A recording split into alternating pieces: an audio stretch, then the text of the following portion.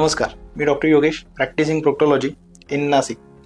आपण आज जाणून घेणार आहोत की लेझर सर्जरी आणि कोणत्याही प्रकारची minimally invasive surgery regarding proctology आपल्याला प्रत्येक पाईल्स आणि फिशरच्या पेशंटमध्ये वापरता येते का, त्या संदर्भातले काही मिथ्स आणि काही फॅक्ट्स आपण आज जाणून घेणार आहोत. तर त्या संदर्भामध्ये आपल्याकडे जर ग्रेड 1 टू ग्रेड 3 पर्यंत जर पेशंट पाईल मास असलेला पेशंट जर आपल्याकडे आलेला असेल तर त्या संदर्भात आपण मिनिमली इन्व्हेसिव्ह किंवा इतर लेझर सर्जरीज यासारखे ऑप्शन्स आपण त्याच्यामध्ये यूज करू शकतो. पण त्याचबरोबर जर पेशंट ग्रेड 4 मध्ये असेल आणि अशा पेशंटमध्ये हेवी ब्लिडिंग किंवा पेशंटला बसायलाही त्रास असेल, अशा संदर्भातल्या इमर्जन्सी कंडिशनमध्ये आपण प्रत्येक वेळेला मिनिमली इन्व्हेसिव्ह सर्जरीसाठी जाऊ शकत नाही.